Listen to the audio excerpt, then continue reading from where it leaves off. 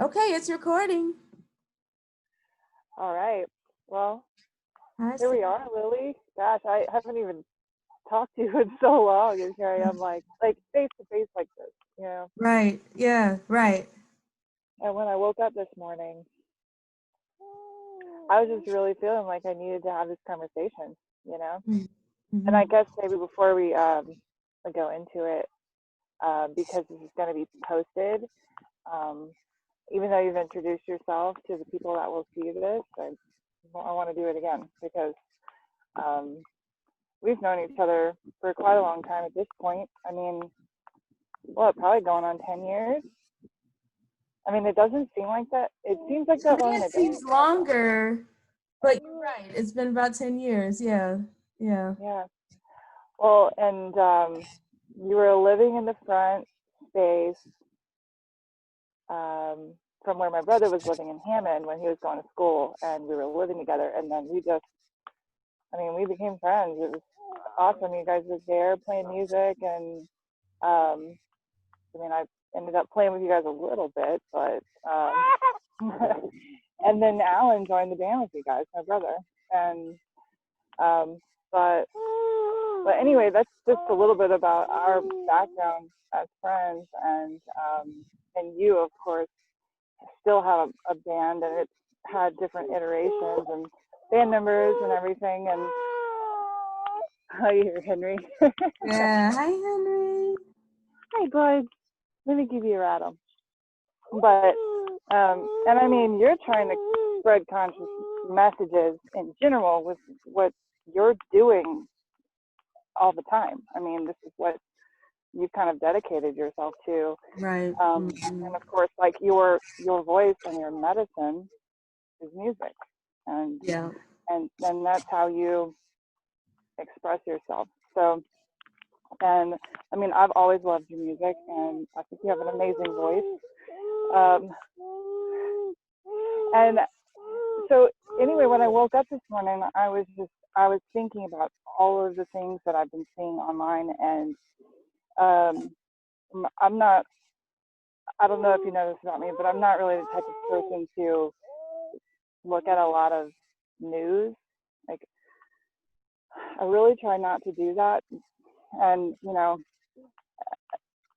it is what it is. There's just so much information out there. It's really hard to discern what to listen to. What. Let me see what this guy's doing real quick.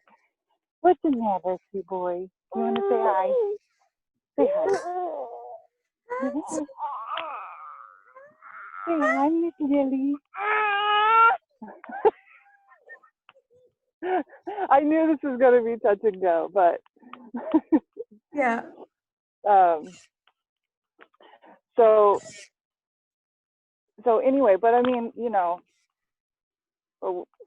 what we're seeing going on right now is just crazy. I mean, you can't. I mean, I can't avoid the news. I can't Mhm. avoid seeing it. Like, like it's devastating. And I mean, I've literally had a few good cries about it, just like off and on about different things going on. And I mean, I don't know if it's just that I'm feeling that. I think I'm feeling the collective energy. I'm feeling my own energy. I'm connecting with, you know, just and empathizing with what's going on in other people's lives too. Like, and what I'm seeing online and people saying, white people are really wanting to be allies, but not really knowing how, you know? And so, and I mean, I get that. And, because they're having riots in Eugene and people are burning stuff down. And, you're like, how is this productive? How is this really helping? I mean, these are the questions I ask myself at least. And so I guess in having this conversation, I wanted to like check in and say like, what's going on with you? Like, what's going through your mind right now? Because I saw your post last night in Legend. It was beautiful. Like you telling us about your family and these men that are like really important to you. And to me, I mean, honestly, I might get a little emotional through this thing, so you're just gonna have to bear with me. I mean, honestly, I didn't even know anything about your family. Like, that's never been something that you felt like you needed to hashtag leave a record. Mm-hmm. And why is that something that you should even feel like you need to do? I mean, these are things we're doing on a daily basis. We're posting pictures, we're talking about our family, but to feel like you need that there, um, to potentially like either save someone's life or um, make sure that people know that they weren't a criminal before they were accused of that. Like, it's just crazy. And I can honestly say, like, that's not an experience that I've had in my life. It's just really not. I haven't had that experience. So I can't even act like I have. You know, like when I've been pulled over by the cops, they've let me go. I even got, I mean, this is embarrassing, but I've been pulled over drunk and let go. Mm-hmm. You know, like clearly breaking the law and let go. And so for me to act like I know what that's like, I can't. So anyway, I'm gonna stop talking because I know we only have like a certain amount of time. I don't. I want to do more listening, but I wanted to preface why me, like why I woke up having this on my heart and wanted to have this conversation with you because you're a very good friend of mine and your opinion is important to me and your family is important to me. And so really, what's on your mind right now? I love that you're crying and that like your ability to feel is one of my favorite things about you. So thank you for holding that compassionate heart. It's not easy, and really want to show appreciation for that, like right off the bat. I don't know whether or not you knew, but the discrepancies between like my black person in America versus like Wade and Allen's programming, like ended up kind of coming into play in the band a lot with the shows, and it's come into play a little bit with LLP too. In that, like Allen and Wade in particular would take risks. Wade was really, you know, kind of one that always often did this, but felt like they were able to take risks that I never felt like I had the luxury to take. Like Allen driving his van without the tag or something. And, Oh yeah, he ended up getting pulled over and getting a ticket for that. But yeah, yeah, he totally got pulled over. He said it was like a really pleasant exchange, and it was totally right. fair, you know, like his van was like so far out, like you know, but It was but he was like, you're yeah, like, he's like, really, Ellen? guy, you know, and you know, and Wade with all his escapades, you know, and then traveling. Like I had rules with the band that we couldn't travel with like illicit substances because I was programmed to believe that like if you get caught, you're SOL, you know. And Wade was programmed to believe that yes, whatever, it's his world. I'll do what I want, yada yada yada.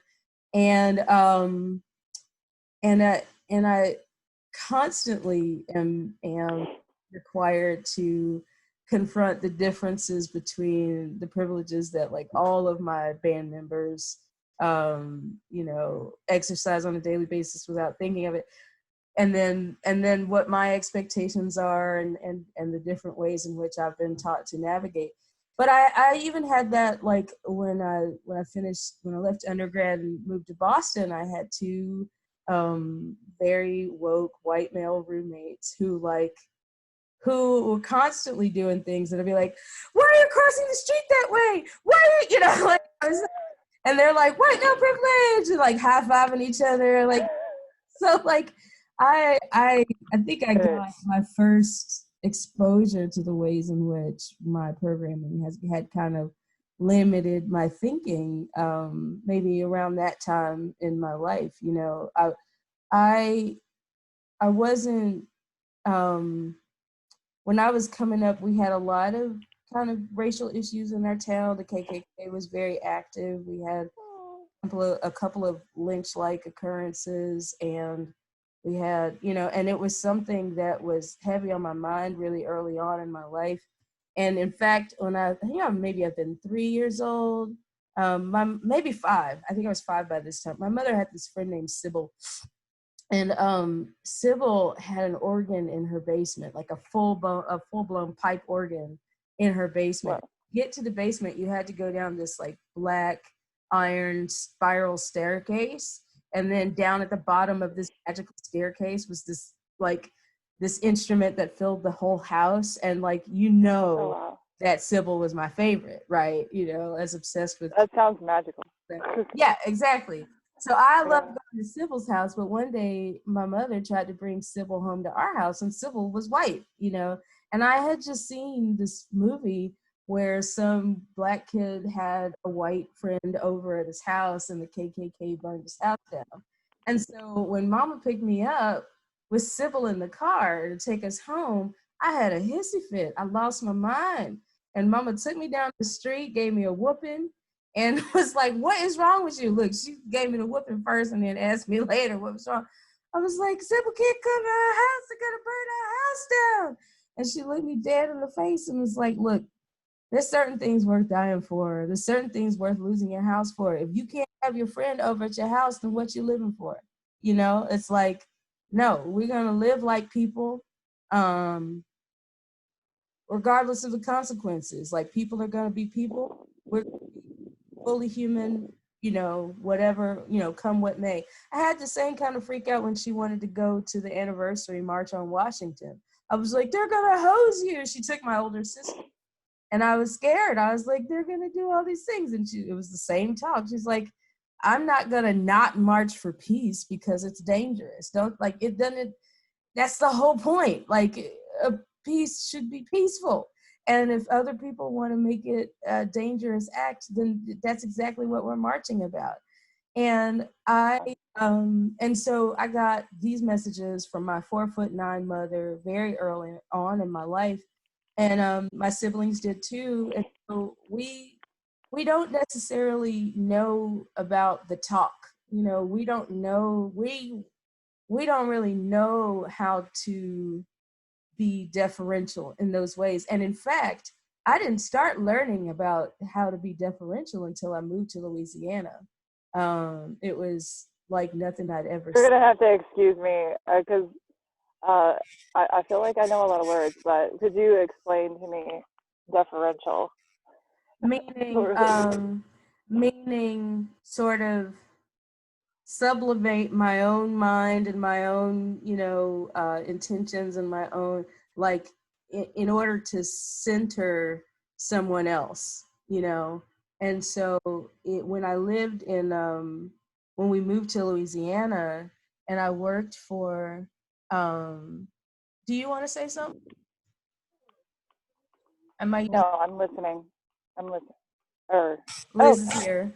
hi. What's up? When I it's like, well, I defer to your thoughts on this, you know, like. But when I moved to Louisiana, people, and I worked for Liz's parents who are lawyers, right? People come to the office, and when Black people came to the office, they talked to me in the hallway like I'm talking to you right now. And you know, and I was like, "Oh, this is great, you know, Liz's family is not, you know, fine, you know, known in the Black community. It feels so good." And then Liz's dad would come out of the office, and they would like bow their heads a little bit. They wouldn't make eye contact, and they would call him Mr. Tom. And I was like, "What just happened?" You know, for me, that kind of, "Okay, Mr. Tom, yes, yeah, okay, absolutely, Mr. Tom," you know, that kind of lilt and cadence to your language, and the not making eye contact was such a stark contrast to what I had just experienced before Tom came out of the office. And I know that Tom has done civil rights cases. Like, you know, they know he's a good man. And even And even in dealing with a good man, there's still these social expectations that I don't think her father ever imposed, but it was just something that was inherited. A way to be white people was different than how you would be with other Black people in the community. And Well, I mean, I've seen that, you know, because I'm definitely from the South, and you know, some of the. I just want to. I don't want to stop your train of thought too much, but I have a lot of experience with that because I'm from the South, and embarrassingly enough, I have um, family members that were KKK members mhm, because my family is from rural Louisiana, mhm, and mhm, I've seen a lot of that where it's, you know, and it's a thing that still I feel like, especially for the older Black community, that still kind of exists and is like ingrained. right. And so anyway, I don't want to interrupt your train of thought too much, but that definitely, I think that people believe that that doesn't exist anymore. Mhm. But And it's every for a lot of day. people that don't, it's different. A lot of people that are going to be watching this are not from the South. Right. But So, like really, it's hard for Oregon people to has, understand but that. Oregon, it has an exceptionally racist history. And in fact, a lot of people in Oregon who feel like they have the privilege to be more progressive often comes from the fact that Black people and Black issues have kind of been deleted from the everyday experience in Oregon, and that was on purpose. Like they actively set up Oregon as a an all-white territory, and it was you know widely known that Black people were not welcome there for a long time, and now it's kind of this utopia up in the Pacific Northwest, and people may or may not be aware. Right, exactly, right. I don't know if you could see the mountains. There's mountains right Right, there. right, I right. I specifically came out here to like be next to the flowing water and the Mm, mountains, to kind of be outside mm. and get that energy about, like, you know, our But conversation. people may or may not be aware that that utopia um, came by way of exclusivity and an extremely racist history. So that's the whole thing. Like, is that we don't have these conversations. Like, I think there's a lot of information that the Black community in America takes for granted. And even when Black people come here from other parts of the world, um, they, when I was growing up, they kind of thought we were crazy. They were like, what do you mean? Like, I've got a friend from Jamaica who was always like, I'm just a person. I'm not like uncouth Black people in America, or people from Africa would give me the same spiel, and then they would spend some time here and be like, oh, I'm just another Black person just like you, and they don't know the difference, and they don't, and so there are lots of things that we've taken. And I found that I was getting sort of calcified, like my feelings around these kinds of events pretty much calcified, because I've experienced them my whole life, kind of upfront and personal in one way or another. And I would get really kind of confused about why my white friends um, were so appalled, like, or if they found it so incredulous as was happening. You never found it incredulous before. Like, why now? And I know that the issue is not why now. That I know that that's not very useful to say. And I Like right now, right now. Yeah, like, right, yeah, exactly. But I will say yesterday, kind of the disheartening nature of how far we have to go, like just across the board, between the people likening wearing masks to save their lives and other people's lives, likening that to slavery. I mean, are you kidding me? And then I know and it is and just then people have lost their damn minds. right. And then In my opinion. the profound and persistent disregard for, I'm going to say it, Black lives. And it's not just from people who you might identify as racist. Like, I have experienced throughout my life up until like last week, literally, me voicing my opinion or my feelings or my experience around racial issues and white people in my life. And you know that there are a lot of them.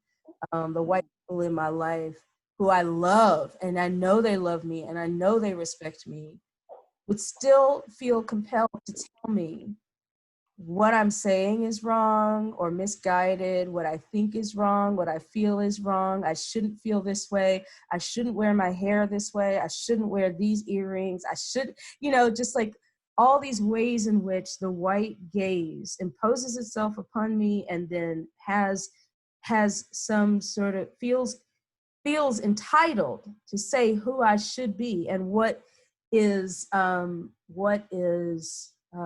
appropriate for me to think and feel, where I should put my direct my thoughts, where I should direct my attention, having very little sense of what might be informing my view, and having very little curiosity about knowing more about it.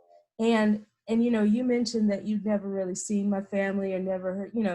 I realized that I spent so much of my energy protecting my beautiful, sweet-hearted white friends from my Blackness, deleting my own family from the narrative. I would know about other people's families, but they wouldn't know about mine. Not because I'm ashamed of them. I love my family; they're amazing. I come from stock. My people are dope, But it's literally like feeling like there's no point of reference and feeling like there's very little room for my experience as a Black American in the context of my friendships with white people. And over time, I mean, that even played a part in my marriage. And over time, it's like, this is obviously not sustainable. If I want to be No, seen it's not. as a whole Because person. honestly, I can say this as your friend. I feel like I know you a little bit better now. Mm-hmm. And just knowing, I mean, like seeing your was it your sister's son? Mm-hmm. Mm-hmm. I mean, he even kind of looked like you. It was funny. I was like, we both look exactly like father, right? Yeah, right. Yeah, and I was like, oh, he's definitely got the essence of Willie going on right there. And you said it in the thing, but it was really nice. And I realized too that, I'm not always posting about my family either, like in that way, where you're saying all the things you love and appreciate them and why they're such amazing people and why you love them so much, Right. And that's a shame. Yeah. I mean, we do more of that in general, right? Yeah, I mean, and we should. I mean, because we only have so much time here, right, in this body, in this iteration of being, and so,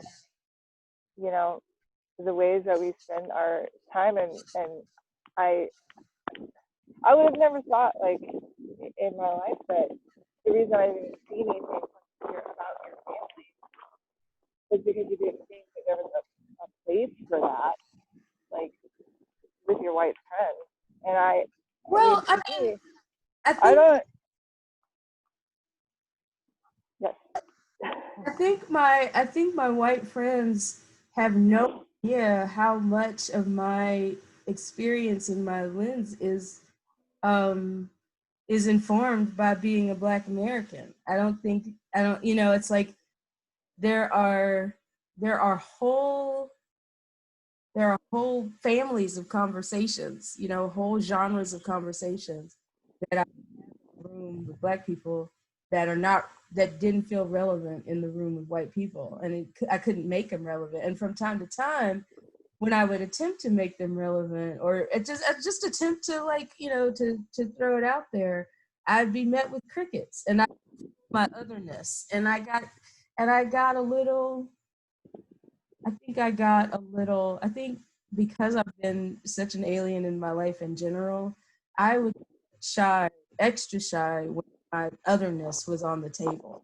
And so I did all kinds of like personal manipulations to get my otherness off the table, or not the center of attention. But um, and then there were times. That's unfortunate. That's so unfortunate. Like, Yeah, I mean, when I hear you say that, it really makes me sad, because our otherness is what makes us so beautiful and authentic. And I feel like one of the reasons that we're so disconnected, and that I'm realizing like right now in this conversation, is that maybe it's because Black friends, Black community doesn't feel comfortable sharing their otherness, and therefore we don't understand it. well, Because what it's not being happens? shared freely. I mean, am I off base here? I don't know. What tends to happen when we bring our fullness to the table, that we get caricaturized. Like people will pick up on a lilt or a voice or a saying or something, and then they'll kind of recontextualize it and manage to distort kind of the difficult to articulate information that informs like the cadence and the lilt and the yada yada. And so nobody likes to be caricaturized, and we have a history of being of being our fullness being diminished, and all these kinds of like media outlets, like history of movies, yada yada yada. It's like we have a history of feeling unseen, and and um and that some of the most powerful contributions we make culturally just get usurped, like just get flat out stolen, and then recenterized around white skin again. And it's so overwhelming that I've had white friends before say, well, maybe we didn't know it because you didn't share it all, and maybe you should have shared it, and then we could.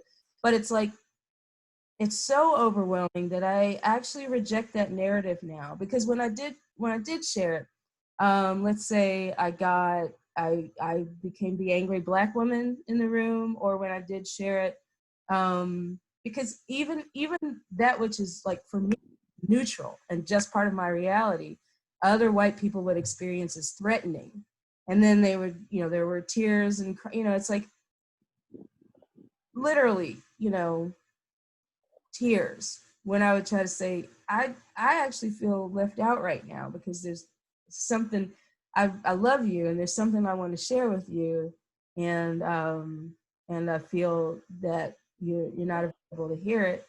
And I got rejected, and I was told that I was threatening. By very kind, very sweet, very smart white people. And I felt deeply misunderstood, and I think you even hear in my music, like I don't want to be threatening. Like, I'm trying to share beauty in life, I'm trying to share whatever I can to get people connected to their inner fire and their power and their inner sense of justice, and I want to do that, create like safe and beautiful spaces. And so I took it upon myself to quote unquote disarm myself, but I noticed over the last few years, for example, a good friend of mine who I love found herself really offended that a friend of hers had shared that she was offended when people touch her hair. And this friend was like, why would she get offended? That's not fair, and that doesn't make sense. And I don't get offended when my touch my hair and all this kind of stuff. And I was like, what's offensive to me is that you think you have a right to tell somebody what they're allowed to experience as offensive. What is it that makes you feel that you have any say in their narrative? Why is the first response control someone else's narrative? Why not just ask them about their narrative? Or why not respect their wishes? There were no race issue involved, and you told me that you didn't like it when other people touched your hair. As your friend, I wouldn't touch your hair. Right. If I wanted to touch your hair, I would ask. I'd be like, I know that you said you don't like it, but would it be okay if I touched your hair? And if you said, actually, I don't feel comfortable with that, then I would just say, I feel you. No means no. Right. No means no. I wouldn't feel compelled to have an opinion about your preferences. And Right. And so a lot of my friends, have been asking, what can we do to help? What can we do to be of service? What can we do to, well, there are really good resources. And in fact, along with this video, I can post something that somebody recently posted, which is 75 things that white people can do to be anti-racist, right? Or for the anti-racist movement. But one of the things that I ask of the people I know and love is really to just try to listen, like be careful about centering yourself in somebody else's narrative. Like the moment that's happening right now, I'm not actually sure it's about white people, but I even see white people centering themselves. It's like, in this narrative, it's like, what I really want is for white people to practice seeing Black people as full people. If you don't know about your Black friends' families, ask them, how's your mom doing? Do you have siblings? What are they like? You have no idea how much we're editing out of your experience of us to protect you. And as a gay person, I've done the same thing. People have no idea how much we're editing to protect people that we don't think can relate. So, ask, be curious, try to listen to their thoughts and feelings, and try to center them anytime you encounter this material. Like, there are a lot of people who are talking about the riots now and how the riots are, not a good way to express, your really, it's grief. It's a tremendous amount of grief. It's collective grief. And they're like, well, that's not how you do it. Well, instead of saying that's not how you do it, say, why would somebody do it that way? Why would this happen? What is it that makes this a natural human expression? And center the conversation around that. The police are now saying that this recent death was not a function of the strangling, but rather that this person had underlying health conditions, and that's what caused him to die. In the face. Oh, what, did he have COVID-19? No, actually, he had hypertension. He had hypertension, and I'm like, well, how did he get hypertension, right?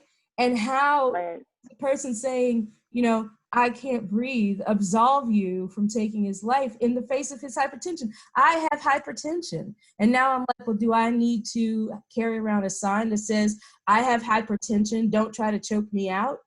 Right. That's ridiculous. Black people in this country have hypertension, and there's plenty of medical data that explains why we do. Like, everybody's blood pressure goes down when we go to sleep, but for Black people, our blood pressure does not go down as much as it does for white people. Because in our minds and our subconscious, we are working out these issues. Time, we're never off the clock, you know, and it's profound, and it goes across all social strata. It goes across all socioeconomic strata. It is a function of being a Black person living in America, and I need the white people. I want the white people who are available to this kind of exploration, to really try to challenge themselves around how they center themselves in the narrative, and see if um, see if there's some alternative to that. You know, we can't, as a whole collective people, we can't afford to collapse when we get overwhelmed. We have to, I think, be more mature. I think collectively, I think it's a moment where we can exercise a little more maturity, um, and just say absolutely not. This is not acceptable. Like, remove every person who finds it appropriate to either behave in this way, or not to not whatever, hold people accountable for behavior, that these Black men and Black people who are killed by the so-called peacekeepers are people. They're tender people. We're all tender. Like, we're all sticky, gooey, tender, vulnerable creatures. You know, we're all somebody's child, all somebody's baby, you know? Yeah. We are all like a sacred presence in, and you don't have permission. Nobody has permission to randomly take out a sacred being. We just don't, you know, that's not, it's just, there's no justification. We can't afford to let that any longer be a justification. You know, it's like, I would rather us not have a police force at all for a time, have a police force that's structured around excusing this behavior, you know? Well, I mean, clearly, the way that he handled the situation was not okay, and I mean, and I guess that's where we get into like blue lives, black lives, blah blah blah. You know, because people will say like blue lives matter, and yes, they do, but he was in the wrong. Like he misused his power in a really glaringly obvious way, and they're there to protect and serve us, and that's not really.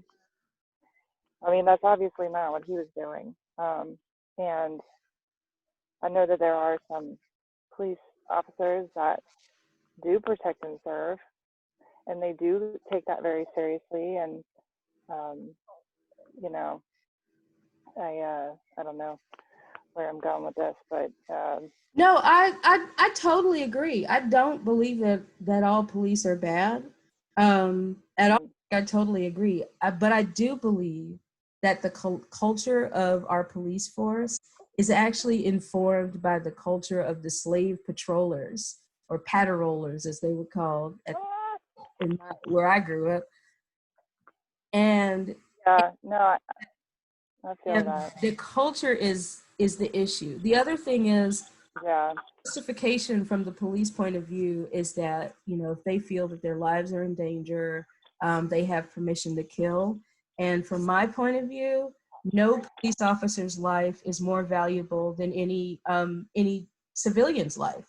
That the lives are equally valuable, and that needs to be taken into consideration. And if anything, a peacekeeper, you know, a police officer, should have more on the line than the average citizen. Like, they should be willing to protect the peace at all costs, which means protect the lives at all costs. I feel like that's what they get paid for. And and the fact that they can take any life they want if they feel under threat is a bad example, because then then other people feel they can do the same thing. If I feel under threat, now we have laws. We have, stand your ground laws. Well, I feel under threat.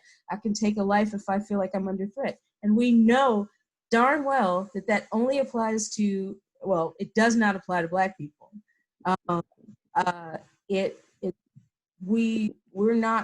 Black people are not allowed to protect themselves at all costs, Well, I saw a picture of I don't know, I've been seeing a lot of this going on right now, and when there was two young white boys that had just shot up a bunch of people, and they had them in handcuffs, and they were just walking them away. It's like, this is how they treat white people who just killed a bunch of people, and this is how and then showing the picture of what how they were treating George Floyd. And I don't know, it's like, yes, there shouldn't, like, how is it that they can be peaceful with like these mass murderers and not peaceful with somebody who they thought did something wrong but didn't even, like, and that's the whole thing, is that they don't actually perceive Black men as people. I think that when you put handcuffs around men who have killed people and their day in court, and you give them a chance to experience justice, and you may even give them a chance to experience forgiveness in the context of their grotesque action, to me, that is a humanitarian justice. That is how that is a way to deal with people who act out and do terrible things. And so that is what I want to see across the board. But at this time, we as a culture do not see Black people as full people. We can see them as symbols of something. Oh, like if a lot of times, if like I have people posting about the Black people in their lives that they love, especially the Black men in their lives that they love, and everybody's like, he's the bestest, he's the greatest that, he's the blah, blah, blah. But what about just ordinary people living their lives? Like, do you have to be extraordinary in order to deserve to walk from, the store to your house without getting shot? Do you have to be extraordinary? Can't you just be an ordinary human and feel safe walking around? I don't. Right, like the guy that was detained on his lunch break. Yeah, right. And he was just looking around for somebody to make eye contact with, just to not be alone. Right. In that moment, and feel some semblance of safety amongst judgmental eyes. But when I think about the ways in which Black people have been largely omitted from the barrage of media messages that we get, like, for example, like you think of the last 10 movies that you've seen, and you think of how many white characters were in them and how many Black characters were in them, and then you think about what storylines went with the white characters versus what storylines went with the Black characters, you understand that we are being constantly programmed to diminish the humanity, the full humanity of people with brown skin, and people with Black and brown skin. And so when we behave in a way where like they feel foreign or unfamiliar, like it appears as though that behavior is actually biological. It's like we feel safest with that which feels familiar. And the truth is, Black people don't feel familiar as fully humans. We don't feel familiar. It's over and over again, there's statistics about how few white people actually interact with in an intimate way. Like Black people may have, I think it's something like seven, uh, 7 white people to interface with. White people may only have 1 out of 10, if that, Black people to interface with. So we're devoid of intimate information, culturally speaking.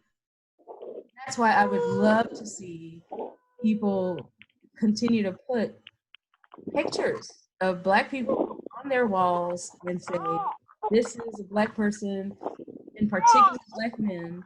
This is that I know and love, and this is why I love them.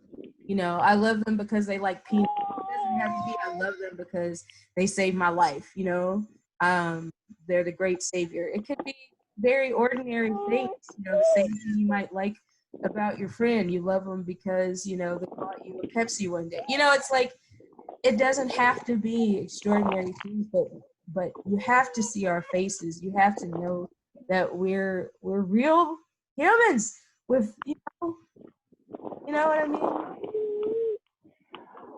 Yes, but also a lot of the people that well, I can't really speak for them, but I see some people online and they want to help it, like they maybe don't even have a Black person in their life, like right. I mean, and that's a reality, because some areas like here in Oregon, there's not really a ton of Black people. Right. I mean, on purpose. So on purpose. Actually, I met somebody here from Baton Rouge, which I thought was funny. Neat. Yeah, called them Baton Rouge. Anyway, but I mean, because I grew up in the South, I have plenty of Black friends, and I do think that that's a good.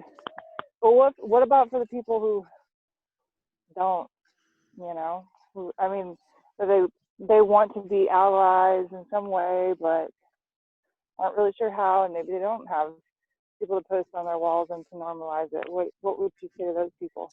Well, now there are a lot of books that you can read and blogs that you can read to get informed on the Black experience. If you don't have any Black people in your community, you might actually study the history of your community and find out why that's the case. Because most of the time, that's going to be a deliberate thing. It didn't happen by accident. So I think that The New Jim Crow is a great book by Michelle Alexander. The Strange Career of Jim Crow is also a really good book to help get people oriented to why things look the way they look, and kind of try to get them to download the depth and breadth of the specific legislative acts that have gone on for the last 400 years on this soil to diminish the humanity of these people that feel so unfamiliar. It's absolutely deliberate, and I think that when you start to dig into this material, I think your experience of your own whiteness sort of starts to disassemble. And Tim Wise is actually a really good resource. I mean, he kind of talks really passionately about this stuff, but he's an example of philosophical and passionate mind that has confronted his whiteness pretty aggressively, and has brought himself back into his own full humanity by contending with the ways in which people who look like him have diminished the humanity of others. I think that once you get yourself informed, not about the perils of racism, but literally about the strategic way in which we as Black people have been edited from the larger conversation, the strategic way in which wealth and power have been removed from our community, that it was deliberate, and that this whole thing was made up from the onset, to deliberately turn, I mean, basically to make property more valuable than lives, and really confront that on an intimate level. You don't have to have Black friends to get to deconstruct whiteness. You could actually start working on deconstructing whiteness without Black people. There's tons of information. Yeah. Yeah. Well, maybe what we can do is some of the things that you've mentioned, maybe we can post some links and some information. And I'm hating to cut short, but my phone is actually going to die. Yeah. I tried to have it at 100% when I left the house. But so, yeah, maybe what we can do is and post some things. And I mean, I would honestly like to do a ... And maybe we can have another conversation, because I really enjoyed this, and I do feel like that potentially there's more to say. And well, I feel like there's more to say, but yeah, maybe we could pause now and get back together again. Maybe after we've looked at some of this information, I can look at some of the information that you mentioned, and maybe we can just, it can be an ongoing conversation, or maybe we can just do a part 2. I don't know. I'm just flying off the cuff here, but it's been Well, I really think nice. it's got to be an organic journey, and so Yeah, sure the path will reveal to us what we can do. absolutely. Well, I can't even see you on my phone anymore, which really bums me Aw. out. Aw. I know. I'm like at that point in my journey on this Zoom call. But I love you so much. And, well, I'm just gonna go ahead and say bye for now, and when I get a chance to plug my phone in, I'm gonna send you a message. Okay. Okay. All All right. I right. love you so much. I love you. Thank you so much Be for safe. uh, us connecting, and we'll talk soon. Okay. All right. Be safe and Okay. be well. Love you. Bye. Love you. Bye.